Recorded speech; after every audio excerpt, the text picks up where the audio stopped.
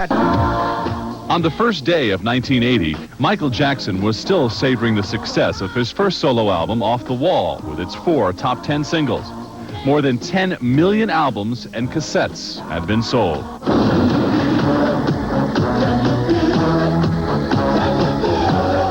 Michael continued to make music with his Jackson brothers in the early 80s, but in 1983 there were 2 events that would catapult just him to a level way beyond superstardom.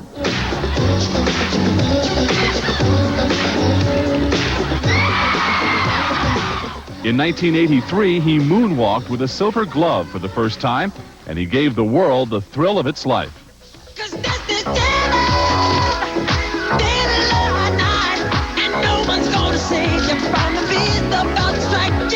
The album Thriller rewrote all the record books. More than 42 million albums, cassettes, and CDs sold. 2 #1 singles, 7 top 10 singles. Fantastic and unprecedented videos. Beat It became Michael Jackson's theme song. In a very rare interview he gave at the time he was recording the video, he sent a clear signal for the future. To continue to produce and to do film, that sort of thing, and to continue writing songs and more platinum and triple platinum and making history and breaking records. If the number of Thriller albums sold was a surprise, the number of Grammys Michael won in 1984 for the album was a shock. He went to the podium a record 8 times. I made a deal with myself. If I win one more award, I would take off my glasses.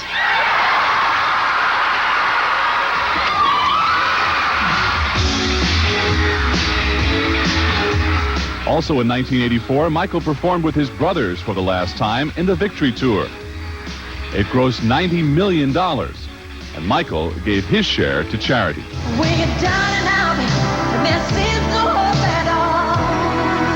The next year, 1985, Michael became involved with a project that would become a landmark musical performance. He co-wrote the song, and it became a worldwide success.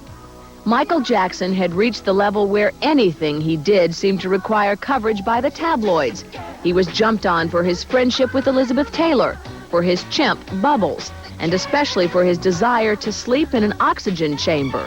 In the 1980s, Michael Jackson, without even performing, could make news.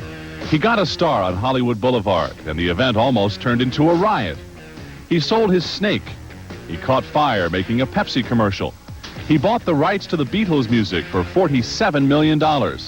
He bought a home near Santa Barbara, California for $28 million more. He received an honorary degree. There's nothing more important than to make sure everyone has the opportunity for an education. But as the decade wore on, Michael Jackson did what he really does best. He reinvented Michael Jackson. The glove was gone. Buckles were in. His Bad album was not as good as Thriller at the cash register, but it was still good enough to sell 22 million albums, cassettes, and CDs, making it the 2nd biggest selling record of all time.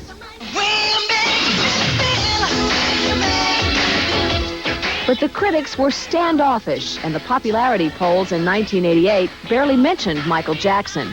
It was the fans who were there when he needed them.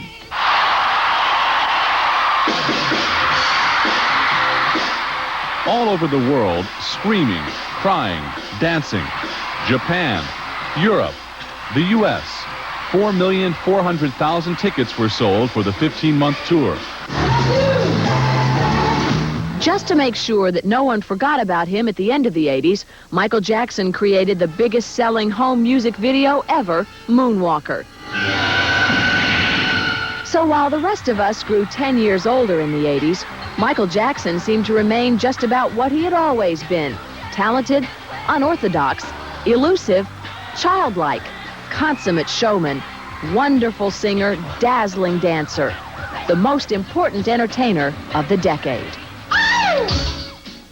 Jackson has sold $625 million in records alone for the 1980s. If you figure in concerts, merchandise, and other holdings, a good guess would put him over $1 billion. Jeez, and when you talk about billions of dollars in 1980s entertainment, you got to talk movies. That's what we'll do in a moment.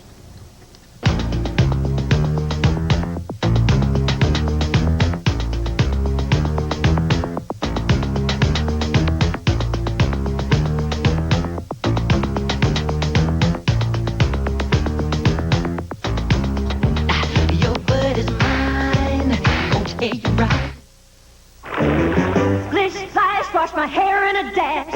Right before my Saturday date. What a pain, got a clog in my drain. Grabbed my Drano, hey, it flew, it smells great.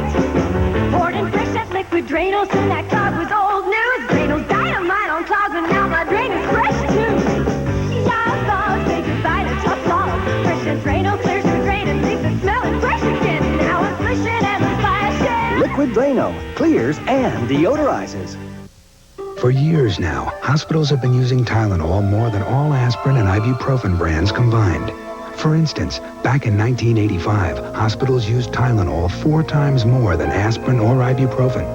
But what about today, when there are so many more of these brands available? The fact is, hospitals now use Tylenol 8 times more than all those other brands. The rate has doubled. Tylenol, now more than ever, the pain reliever hospitals use most. Fuji videotape. Its only limitation is... Fuji videotape is... Fuji... Fuji videotape. Its only limitation is... Fuji videotape! Its only limitation is your own imagination! If this is your idea of a hot breakfast, think about this. In the time it takes to make coffee, you can make delicious, hot, buttery pancakes and tasty sausages. Swanson Great Starts Breakfast. A real breakfast in minutes.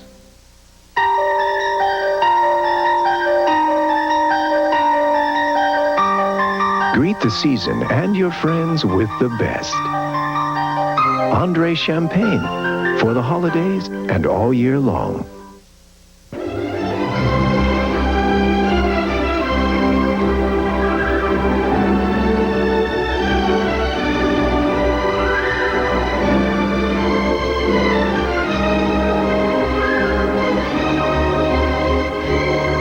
As you can see from our list, during this past decade, there have been some blockbuster movies. Not surprisingly, half of them were Steven Spielberg films. Yes, Spielberg has turned a lot of people into big stars. Many stars of this decade, actors like Kevin Costner, Eddie Murphy, and Michael J. Fox, weren't exactly household names 10 years ago. And that brings us to Leonard Maltin, who takes a look at who was really hot when the decade first started. Leonard. Now, you might be surprised to see how much can happen during just one decade in the entertainment world. Now, here's a New York newspaper from December 31st, 1979. Let's look at some of the movies that were playing on that holiday weekend. The first Star Trek motion picture. Steve Martin's debut movie vehicle, The Jerk. The Disney Studios' first PG-rated adventure, The Black Hole. Bette Midler's first starring movie, The Rose. Blake Edwards' 10, which made a star out of Dudley Moore, not to mention Bo Derek. Steven Spielberg's first flop, 1941. Peter Sellers' next to last movie, Being There. Bob Fosse's All That Jazz, and the soon-to-be Oscar winner, Kramer vs. Kramer. Not a bad selection, but think how much has changed since 1979. The stars who hadn't surfaced then, the filmmakers who came of age in the decade since, and the contributions to pop culture that will always be associated with the 1980s.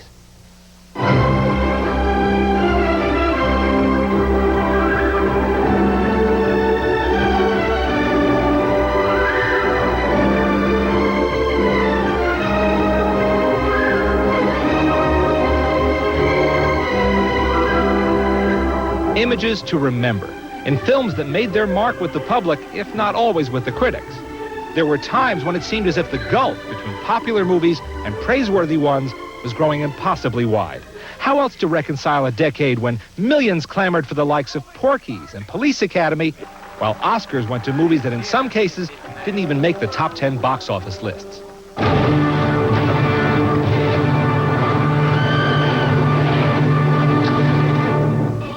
On the other hand, there were those times when everything clicked, when the smartest comedy of the year was also the best liked. I'd like to make her look a little more attractive. How far can you pull back? How do you feel about Cleveland? When the most innovative was also the most seen, and when even a film without a happy ending could still draw a huge audience and prove that moviegoers will support serious drama. You ain't a firing squad, you piece of... It was a decade for discoveries, Eddie Murphy and Tom Hanks, to name just two. Others who'd paid their dues like James Woods, Melanie Griffith, Olympia Dukakis, Sally Kirkland, and most recently Morgan Freeman finally came into their own. But you can turn that around and make liars out of those bastards in exactly 1 hour, and you take that test and pass it and win. America discovered the Brat Pack in films like The Breakfast Club and follow-ups like St. Elmo's Fire. And one film, The Big Chill, helped introduce and in some cases solidify a whole new roster of stars for the 80s. Now I've heard a crying man, his hand from bed, with no sense of pride. Don Amici made the comeback of the decade after years of inactivity and launched a whole new career with a well-earned Academy Award. And another younger movie veteran, Dean Stockwell, made his third career comeback with a string of showy supporting roles that established him as one of the most interesting actors of the 80s. Yes, there were trends, from slasher films to yuppie comedies about parenthood, to the most annoying trend of all, sequel-itis, a disease that gives every appearance of continuing into the 90s. I see 3 of them out there. But there were also originals on both sides of the camera who made moviegoing worthwhile. Films by old masters like John Huston. See you at dinner. Okay, dear. And newcomers like Spike Lee. The return of filmmaker David Lean in A Passage to India, and the emergence of independent writer-director John Sayles in films like Matewan. Stars, stories, hits, flops, too many to name here. But when you look back, it often seems to boil down to moments, be they visual or verbal, special moments that catch on and make those movies memorable. Former Vice President Richard Nixon's in town. That's right. The Big Dick is here. Get ready. I think there's an incredible coincidence here. I think he sounds exactly like Mr. Ed. Bottom of the ninth, the score is tied. It's time for the big one. You up for this one, Maverick? Just a walk in the park, Kazansky. I told you, no wire hangers ever! Greed works. I'm not going to be ignored. I'll be back. Go ahead. Make my day. I'm not bad. I'm just drawn that way. Was this a great movie decade? I don't think so. But even the worst years of the 80s did bring forth a few gems. And when you look back over 10 years, you certainly find films that are going to be with us for decades to come. Thanks, Leonard. Leonard doesn't think it was a good movie decade. He picked Weekend at Bernie's as best video the other day. What does he know? Do you have a favorite film of the decade? I don't know. He hit most of the really great ones, but Out of Africa is one I think of Really? that's left out. Yeah, The Big Chill is one of my favorites. Mm-hmm. Movies made a lot of money this decade. Oh, they certainly did. There have been a lot of stars out there who were down and out as the 80s began, but they managed to resurrect their careers. So when we come back, we're going to check out which stars made the big comeback. If you could buy a fully equipped Corolla for $79.95, you'd grab it, right? Grab it now at Potamkin Toyota. Automatic, air conditioning, $79.95. Potamkin Toyota, 57th and 11th in Manhattan. Grab it. If you could buy a new fully equipped Camry Deluxe for $12,995, you'd grab it, right? Grab it now at Potamkin Toyota. Automatic, air conditioning, $12,995. Potamkin Toyota, 57th and 11th in Manhattan. Grab it. Twice in one night. I was at a party eating pizza, and grease dripped on my white party sweater. As I tried to clean it, great. I thought my outfit was ruined. Until... Introducing Grease-Fighting Tide. With amazing speed, new Tide beads up soaked in grease and floats it away. Was I pleased with new Tide? Thanks, Ann Evans. If it's gotta be clean, it's gotta be Tide. If she has a cold and I have a cold, why am I the only one suffering tonight? Why? She took something her mother always gave her, Vicks NyQuil. I took something my mama always gave me. She's not sniffling, sneezing, coughing. Why am I? She's feeling so much better. Maybe I should start listening to her mother. What am I saying? Oh! Vicks NyQuil, the nighttime sniffling, sneezing, coughing, aching, stuffy head fever so you can rest medicine. Well, it went okay, I guess. I'm gonna catch a 9:15 train. Did you eat dinner? Hello? Yeah, I'm sorry, hon. I ate some stuff, and I've got terrible heartburn. Look in your briefcase. Is it there? Ah, the soothing coating action of Pepto-Bismol in handy tablets. The one that coats is the only one you need. Thanks. You're welcome.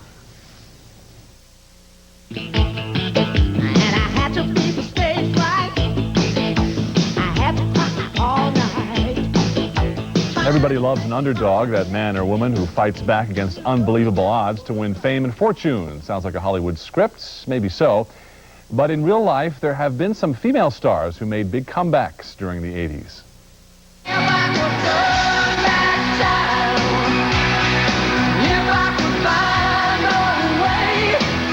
In Cher's case, turning back time to her last big period of success takes us to the 70s, where she was half of the hit team Sonny and Cher.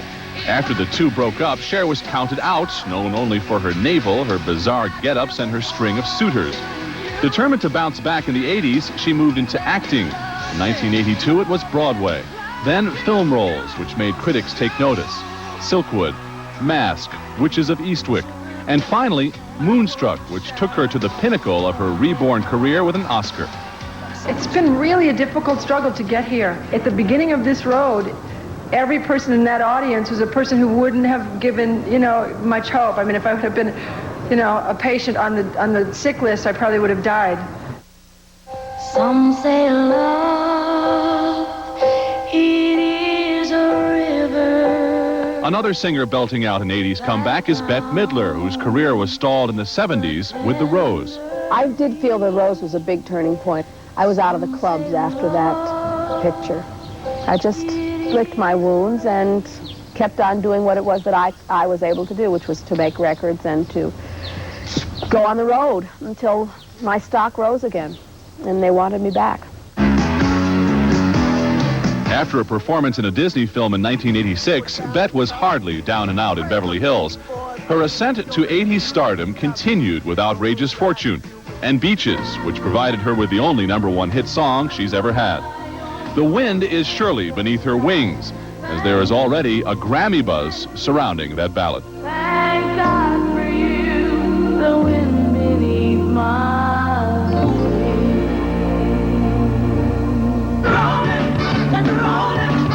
Rolling on the river. Perhaps the queen of Grammys and comebacks is Tina Turner.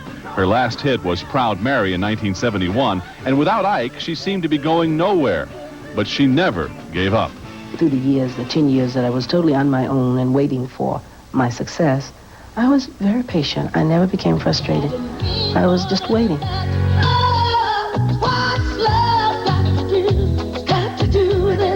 Success came in 1984 in a big way. Her solo album, Private Dancer, scored 4 Grammys, and everyone seemed to be pulling for Turner to reclaim her rock and roll crown after so many years. When we talked to her on the eve of her first big comeback tour, she knew that she had finally made it. I've been successful now because I know these people have waited for me.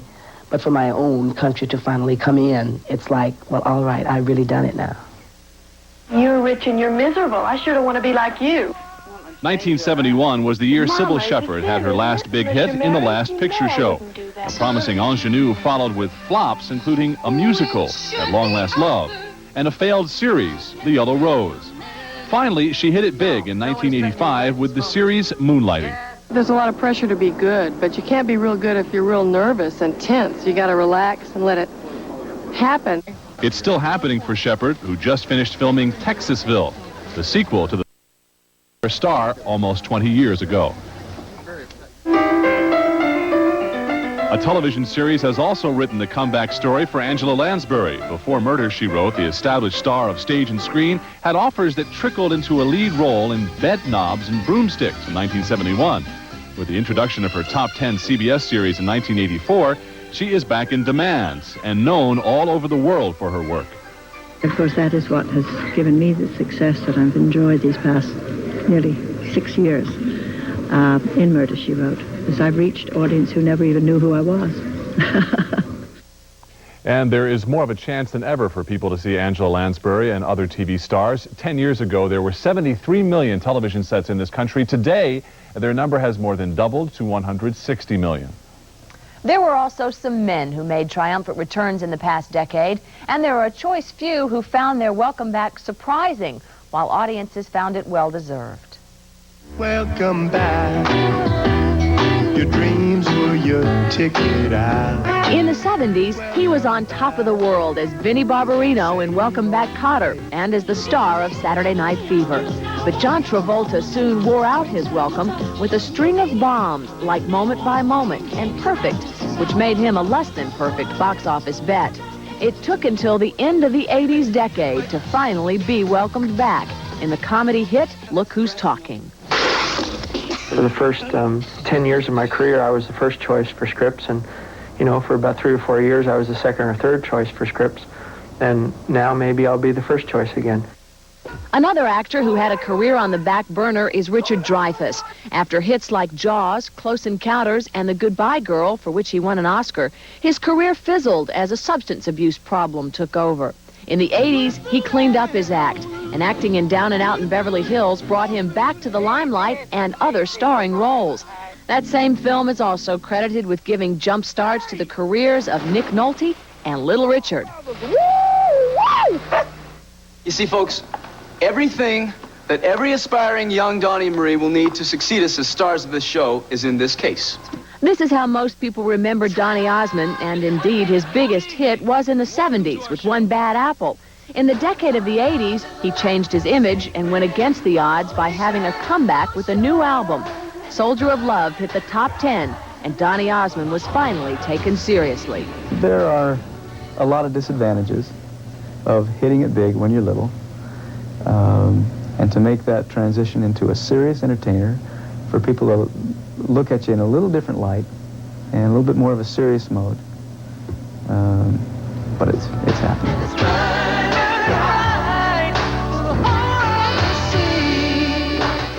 He was in Rebel Without a Cause and Giant in his teens. Then he was out of favor until he directed Easy Rider in his 30s.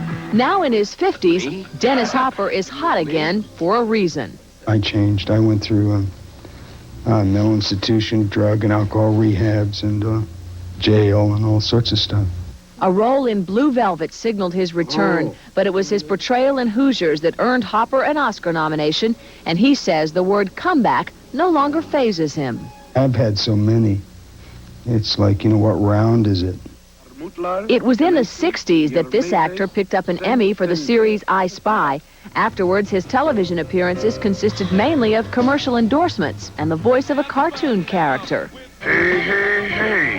How are you doing today?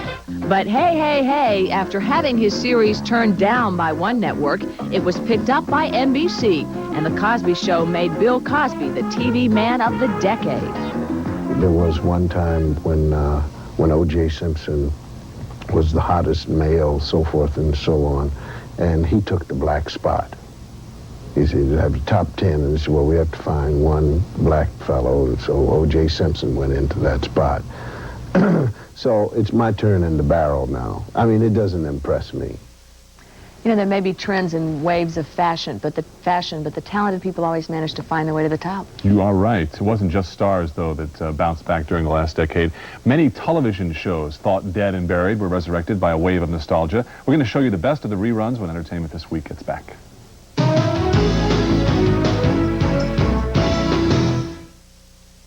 Hey. Listen, if I give you all some wine, do you promise to get out of the kitchen? Depends on the wine. I guarantee you'll like it. Just try it. Oh, this is so nice. Have we had this before? No, I found something different. White Grenache. Gallo. When they start making this? Y'all happy? Yeah, good. All right, so out. Ernest and Julio Gallo invite you to try a remarkable wine, White Grenache. It will change the way you think about Gallo.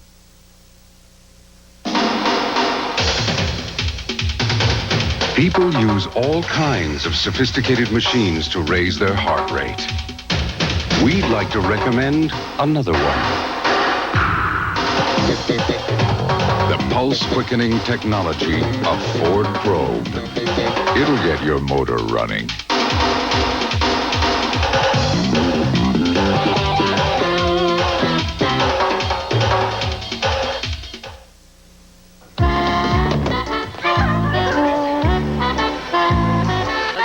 For all those times when you'd love a home-cooked meal, but can't stay home to cook it, Lipton introduces Family Favorites, a delicious new way to turn fresh beef into hearty beef stew, right in your microwave.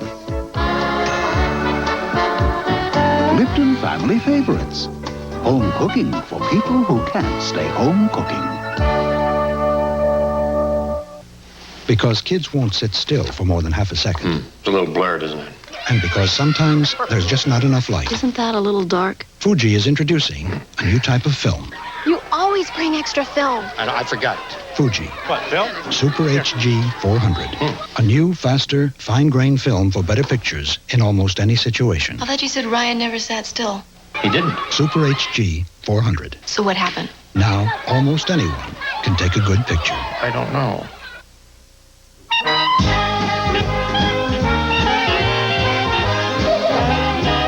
In 1986, Return to Mayberry brought the cast of The Andy Griffith Show together for the first time in nearly 20 years. That show was the third highest-rated TV movie of the 80s. It was one of over a dozen reunion shows which captured the attention of viewers. Max, look!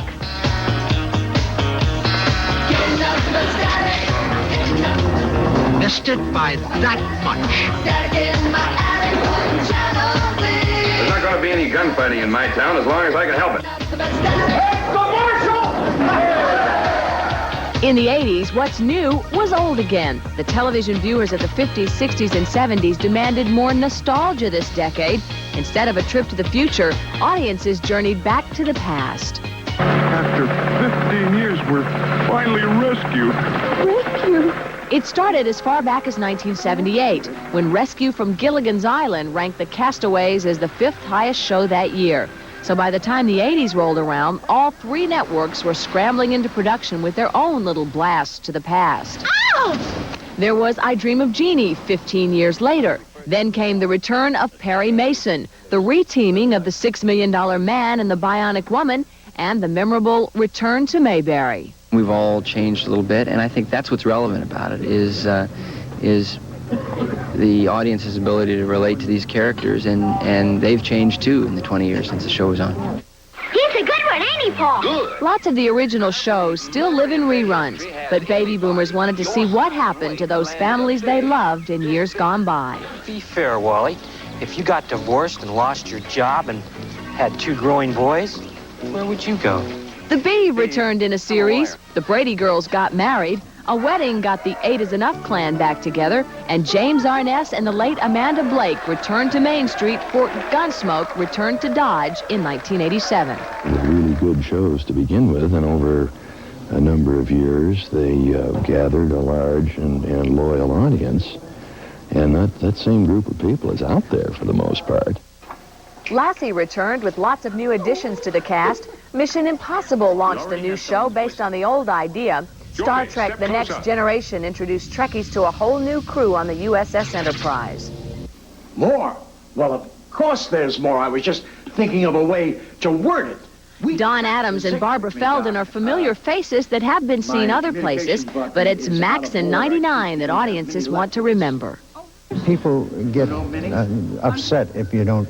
They want to see the character that they identified with, and if you change it, you're doing something else completely. So why not do the Rain Man, which I wanted to do, but Dustin Hoffman got in there first. These remakes are so popular that when TV's favorite family returned last year with A Very Brady Christmas, the special single-handedly gave CBS a boost into second place for the first time last season. The reason for the popularity?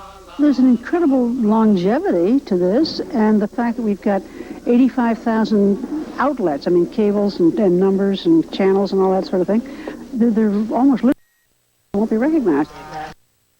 So valuable, they're coming back to series television a 4th time, and the cast is looking forward to a new life.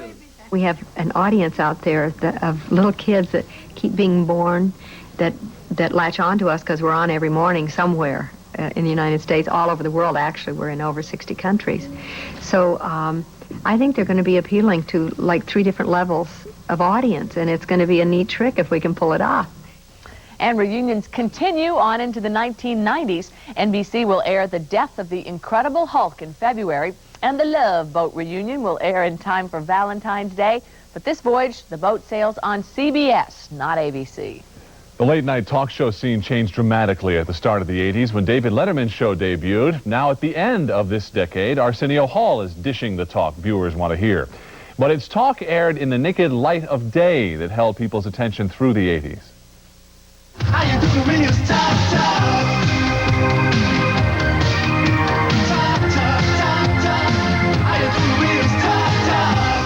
As the decade began, the two kings of talk, Mike Douglas and Merv Griffin, had been serving up safe, comfortable shows for more than 20 years. Merv's boy-next-door charm had worked not only on viewers, but on guests like Sophia Loren. You know that I'm in love with you. Well, I suspected it. And Mike's low-key approach and soft singing voice made him a household name. I will take my life into my hands, and I will use it. But as the decade wore on, their popularity dwindled. The audience was ready for a change. Phil Donahue filled the void. Donahue put the talk show on its feet and put the audience to work. When I watch a lot of your shows, I begin to feel that I'm the abnormal one, that all these weirdos you bring on are normal. And over the years, Donahue himself changed. As the 80s got closer to the 90s and talk shows needed new ideas to help get viewers, the topics on Donahue became weirder. Why do you hate it? I don't know, you look odd. You are both bisexual. Yes. Did you know that when you got married? So I have double my pleasure, double my joy, and so do both of these. While Donahue was at the height of his TV power, a newcomer came to Chicago to stir up the talk show circuit. I'm Oprah Winfrey, and welcome to the very first National Oprah Winfrey Show! Overnight, Oprah introduced fierce competition into the afternoon TV lineup and helped change the face of TV talk show topics. The central problem with the homosexuals is that they're bashing themselves. I know from my intonation it appears that I'm poking fun. I am just rather amused that you believe that Elvis is still alive. Sally Jesse Raphael staked out her talk show territory in the 80s, slowly, but now her red glasses are a familiar sight to talk show fans. Her approach to interviews is certainly more neighborly than her counterparts, but when it's time to count viewers for ratings, you can bet Sally will pull out all the stops. These two are all over the ads, and they're in love. They're actually in love. Yes, they are. Talk shows came under fire late in the 80s when Geraldo Rivera entered the race. This show got attention for pairing avowed racists with a rabbi and a black community leader. It not only proved to be explosive on the set, but a real ratings boost as well.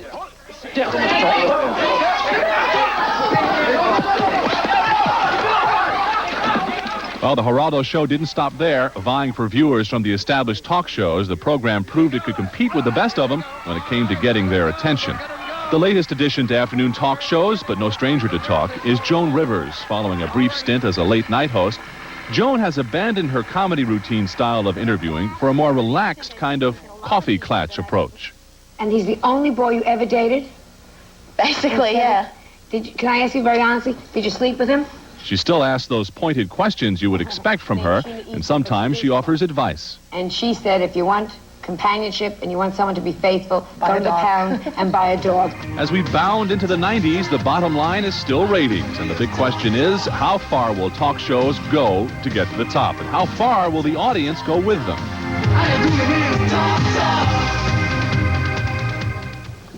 You know what finished me with Phil Donahue? I'm sorry I have to say this, was that dress thing. Yeah? I put the dress on, that was it for me. TV will continue to talk, sorry Phil, we'll continue to talk a blue streak. Talk show usually costs less to produce than other types of programs. In fact, a dozen new talk shows will be introduced at an upcoming television programming convention. When we come back, Bill Cosby heads up one of the most dramatic changes in primetime television. Wall Furniture Outlets. Attention! WFO declares war. Wall Furniture Outlets declares war on the competition with the guaranteed lowest prices on every wall unit, every bookcase, and every entertainment center. We will not be undersold because WFO has the largest selection in the tri-state area. So buy with confidence. Wall Furniture Outlets. We make the most of your wall. Look for our newest location on Route 10 in East Hanover, New Jersey, next to Roy Rogers.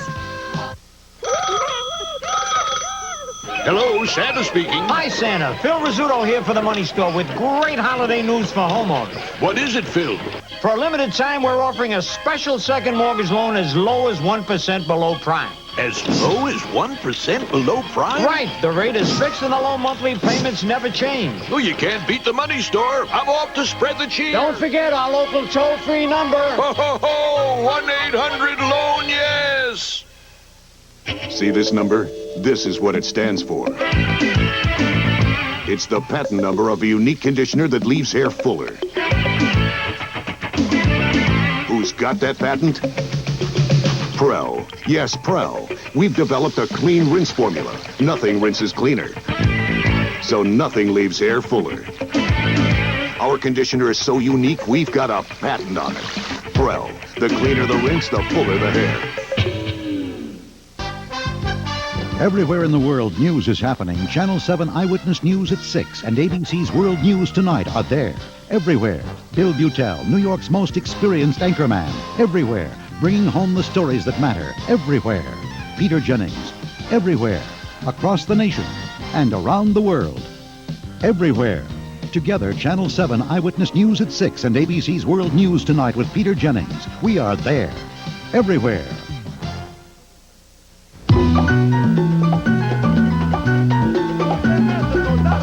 Oye, por ahí viene Bill Cosby, óyele.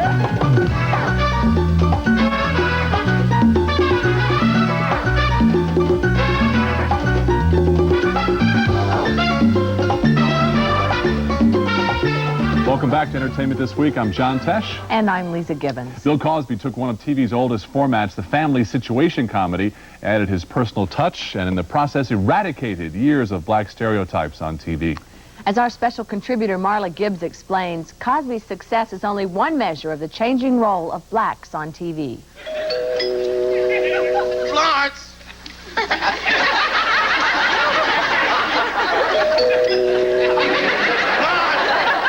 Mr. Jefferson, can't you see I'm listening to my stereo? I can't hear that doorbell.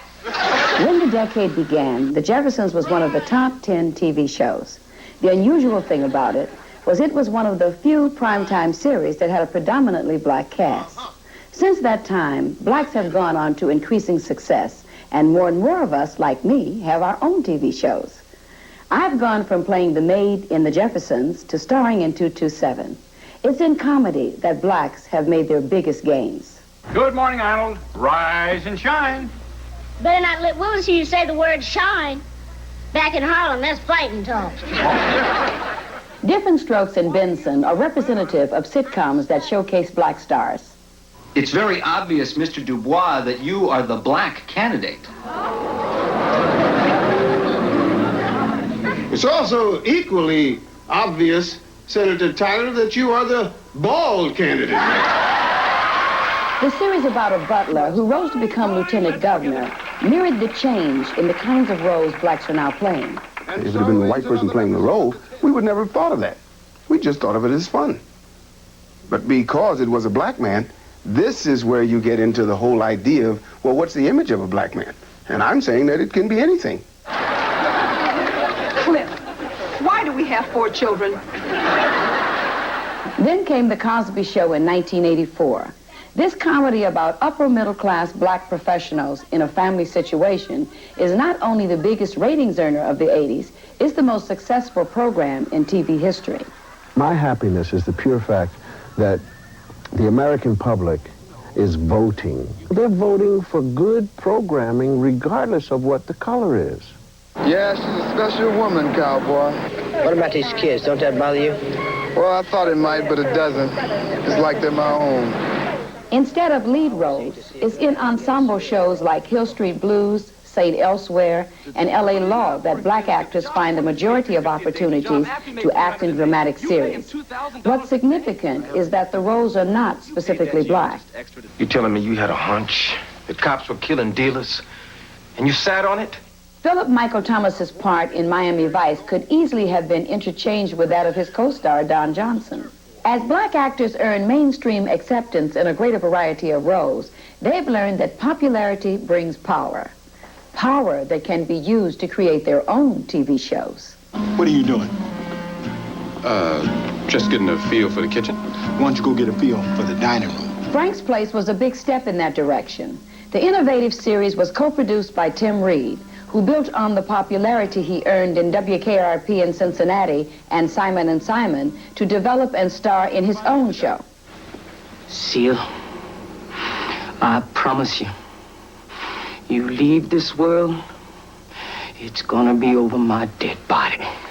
Oprah Winfrey developed and starred in a miniseries, The Women of Brewster Place, which was so successful, it spawned a spin-off series that will go on the air in 1990. Come on back. As we enter the 90s, I think blacks will continue to make gains on primetime TV. The key is for more of us to take the reins into our own hands, to write, direct, and produce shows about people the audience can relate to. Because if viewers care about characters, then it really doesn't matter what color they are. For Entertainment This Week, I'm Marla Gibbs.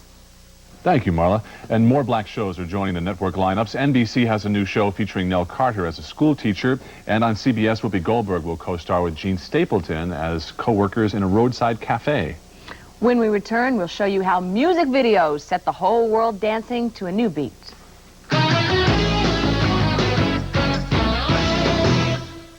General Foods International Coffees introduces the Variety Sampler.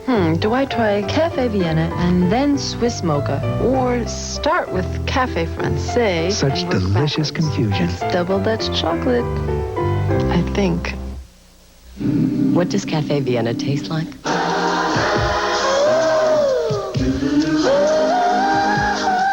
General Foods International Coffees. Celebrate the moments of your life. Winning. It's something you can see in the sheet metal, feel in the corners. It's the result of a total design commitment. It's also the result of producing the best-built American cars. And the end result is what you've made us, America's best-selling cars, again this year. Ford, winning across America, winning the world over. Winning the world over. Have you driven a Ford lately? I have a terrible cold. It's just awful. Oh, the itchy eyes, the ruddy nose, the head. Today we'd like you to try Tylenol Cold. I didn't know that Tylenol came in a cold formula. Tylenol Cold has 4 powerful medicines to help relieve runny nose, congestion, hacking cough, and aching pain. I feel wonderful. I feel so much better. I could trust Tylenol to get rid of my headache, and now I can trust Tylenol Cold to get rid of all my cold symptoms. Tylenol Cold. Trust it because it's Tylenol. Use it because it works. Also a no drowsiness formula. It'll start your day. Alarm, you'll be on your way. Ringing your day with alarm. Still going. Nothing outlasts the Energizer. They keep going and going. Happy Cat brand cat food from Purina is the only one in the Snap Top canister to stay moist, medium, fresh, down to the last morsel. Now freshness is a Snap. Air transportation furnished and a promotional fee paid by Delta Airlines. Every day, Delta and the Delta Connection offers you more than 4,000 flights to more than 250 cities worldwide. At Delta, we love to fly, and it shows.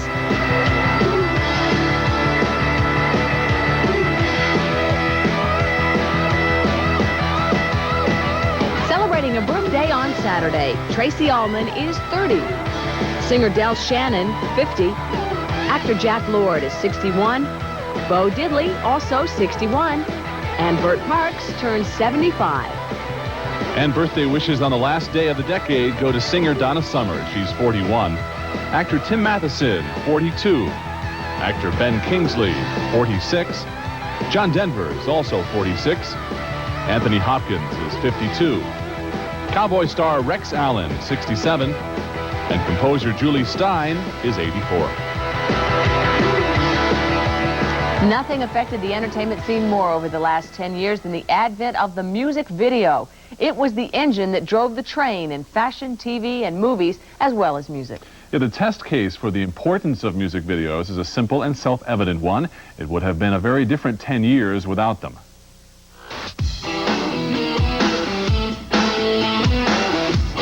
They called it television with a beat, but it quickly became the soundtrack of the 80s. Music video was seductive, alluring, and alive. Its rapid-fire images captivated the eye and spawned a whole new vocabulary for pop culture. We gonna make a couch potato out of you.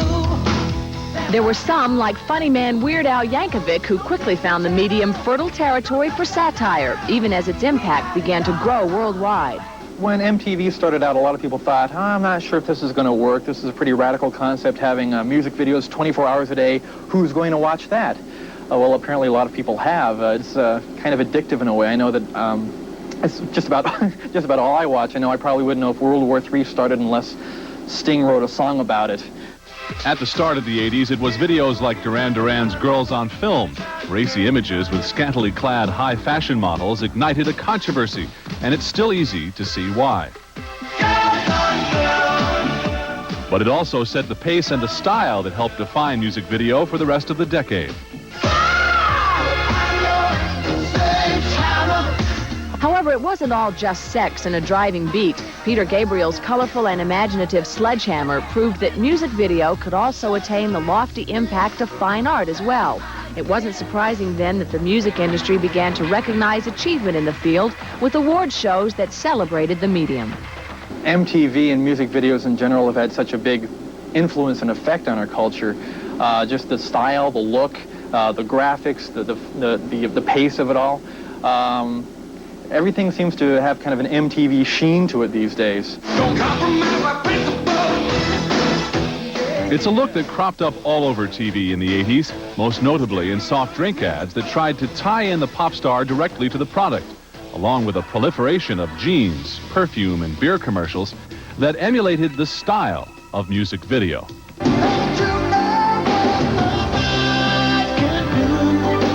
You know, sometimes it's hard to tell whether you're watching the new Loverboy video or a rerun of Miami Vice or a commercial for beer or Levi's. That's how much videos have been infused into our culture. Indeed, it was the hit show Miami Vice that first borrowed heavily from the spirit of music video, using it to infuse the cop format on mainstream TV with a slick contemporary luster. Other shows like 21 Jump Street were quick to follow suit. I feel the need for speed. But the trend really kicked into high gear when feature films like Top Gun and Flashdance jumped on the bandwagon. Music video also had an undeniable impact on the music itself.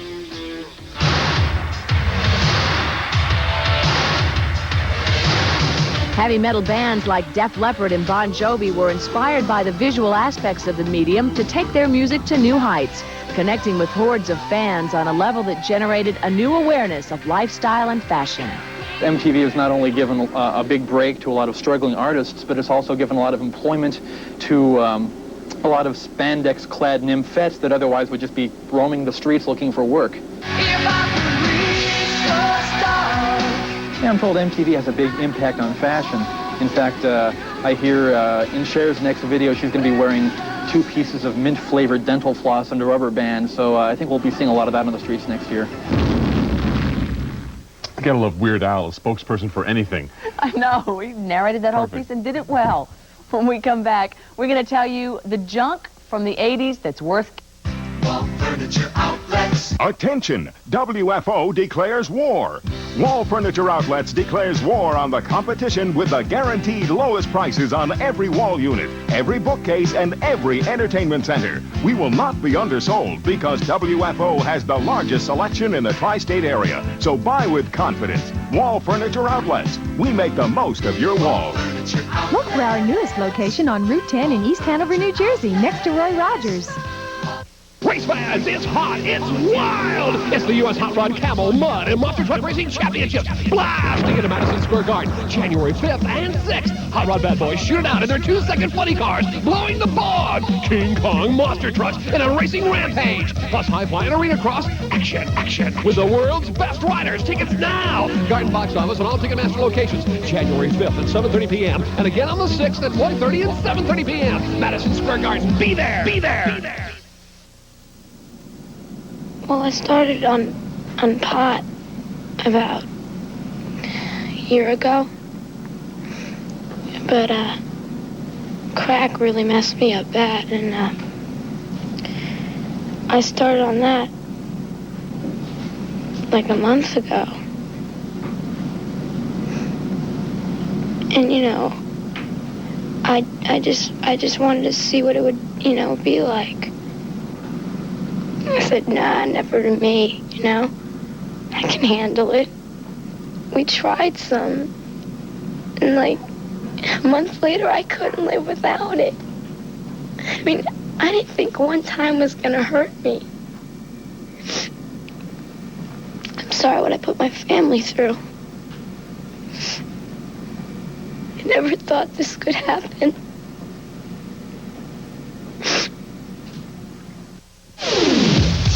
Coming up next weekend on Entertainment This Week, Jay Leno, the rising star of the 80s, tells why he's still obsessed with working and how he feels about being the heir apparent to Johnny Carson in the decade ahead.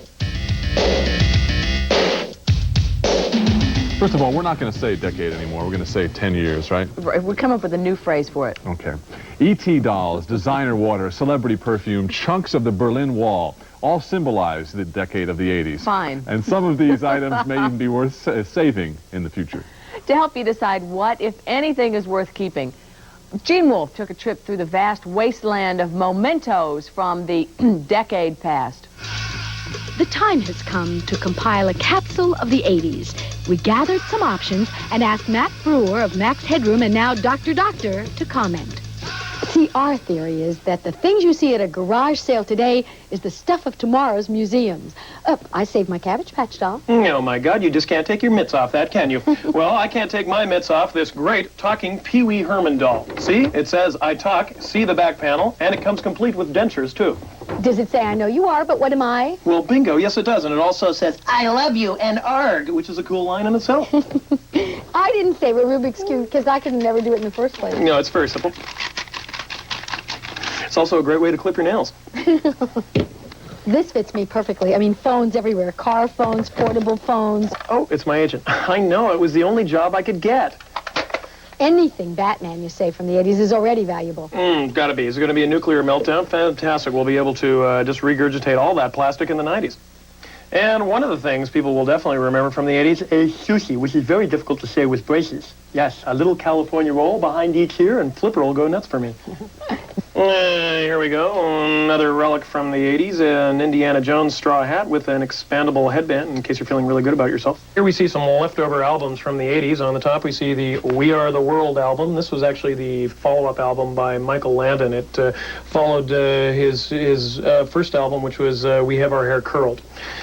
Here we see a Back to the Future t-shirt. It comes complete with Christopher Lloyd's armpit hair, so you can just sort of slip right in and get right into character. It's really good. The workout tapes. My personal favorite, Buns of Steel, which was Julia Child's old video. Maybe we should get on to literature of the 80s. Yes, don't you think? we want to remember what our great authors have written. Stephen King, Carrie. Remember that scene in the shower? Bloody awful, wasn't it? And my personal favorite, Vanna Speaks. I can open to any page and I know I'm going to find the equivalent of Chekhov, Ibsen, anything you like. Although I'm not really an expert, see, she's admitting it already on page 13. One stitch, which I use in the following Afghan pattern. What words, what stuff. The 80s were a time. On to the 90s. Gene Wolfe, Entertainment This Week. That's our next talk show for the 90s. The Jeannie and Matt show. We'll be back in the new year with Jay Leno, Steven Spielberg, and a report about what some are calling a ripoff. It's called music sampling. I'm going to say goodbye, though, for the 80s with a sample of one of the decade's brightest moments, really, the recording session of We Are the World. Happiest of New Years. Have a safe one. We'll see you next year.